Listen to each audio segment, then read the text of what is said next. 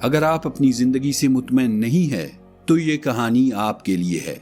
لکھنے والے نے کیا خوب لکھا ہے، سنیں، ضرور سنیں آخر تک۔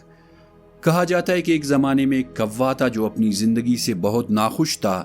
ایک دن وہ درخت پر بیٹھا رو رہا تھا۔ درخت کے نیچے عبادت میں مشغول ایک درویش بیٹھا تھا۔ اچانک کوے کے آنسو کا ایک قطرہ درویش کے گال پر گرا۔ درویش نے اوپر دیکھا تو کوا رو رہا تھا۔ انہوں نے پوچھا، تم کیوں رو رہے ہو؟ کوا بولا، اے دانا شخص، میں اپنی زندگی سے بہت دکھی ہوں۔ کوئی مجھ سے محبت نہیں کرتا۔ جہاں جاتا ہوں لوگ مجھے حقارت سے بھگا دیتے ہیں اور کھانے کو بھی کچھ نہیں دیتے۔ سب مجھ سے نفرت کرتے ہیں۔ ایسی زندگی سے تو موت بہتر ہے۔ کوے کی بات سن کر درویش کا دل رحم سے بھر گیا۔ انہوں نے کہا، ہمیں ہر حال میں خوش رہنا سیکھنا چاہیے۔ لیکن کوا درویش کی بات نہ سمجھ سکا اور روتا رہا۔ درویش نے کہا، بتاؤ تم کیا بننا چاہتے ہو؟ میں اپنے منتر سے تمہیں وہ بنا سکتا ہوں۔ کوا خوش ہو گیا اور بولا، اگر آپ مجھ پر کرم کرنا چاہتے ہیں تو مجھے ہنس بنا دیں۔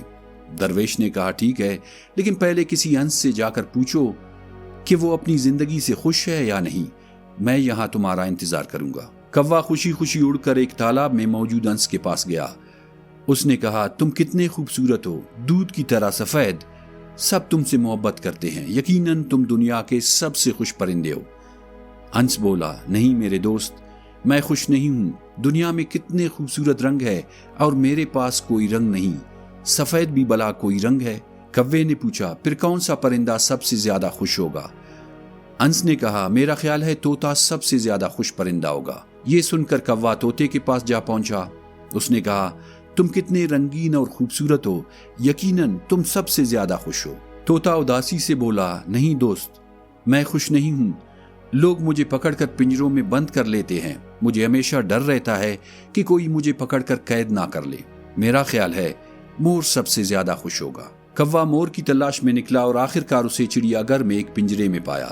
سینکڑوں لوگ اسے دیکھنے آئے تھے۔ جب لوگ چلے گئے تو کوا مور کے پاس گیا اور بولا، تم کتنے خوبصورت ہو، ہزاروں لوگ تمہیں دیکھنے آتے ہیں، ایک میں ہوں کہ مجھے دیکھتے ہی لوگ بھگا دیتے ہیں۔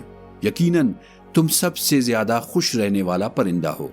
مور نے سردا بری اور جواب دیا، میں بھی یہی سمجھتا تھا کہ میں سب سے زیادہ خوبصورت اور خوش ہوں، لیکن میری خوبصورتی کی وجہ سے مجھے اس پنجرے میں قید کر دیا گیا ہے۔ لوگ میرے پر نوچ کر اپنے گھروں میں لے جاتے ہیں، تقریبات میں سجاوٹ کے لیے استعمال کرتے ہیں۔ ایک طرف قید، دوسری طرف یہ عذاب۔ ایسے میں کیسے خوش رہ سکتا ہوں؟ میری زندگی بہت تکلیف سے گزر رہی ہے، میں خوش نہیں ہوں۔ کوا حیران ہوا۔ اس نے پوچھا، اگر تم خوش نہیں ہو تو پھر دنیا میں سب سے خوش رہنے والا پرندہ کون سا ہے؟ مور نے کہا، میں نے غور کیا ہے، اس چڑیا گھر میں صرف تم ہی ایسے پرندے ہو جو قید نہیں ہو۔ کوئی تمہیں پکڑنے کی کوشش نہیں کرتا۔ میں سوچتا ہوں کاش میں کوا ہوتا۔ یہ سن کر کوا واپس درویش کے پاس آیا۔ پہلی بار کوا خوش تھا۔ اس نے کہا، اے دانا شخص، میں کچھ اور نہیں بننا چاہتا، میں جیسا ہوں ویسا ہی ٹھیک ہوں۔ یہ کہتے ہی کوا آزاد فضاؤں میں اڑنے لگا۔ کہانی یہیں پر ختم ہوتی ہے، مگر یہاں سے اس کا گہرا سبق سامنے آ جاتا ہے۔ ہم بھی اکثر اپنا دوسروں سے غیر ضروری موازنہ کرتے ہیں، پھر اداس ہو جاتے ہیں اور خود کو کوسنے لگتے ہیں۔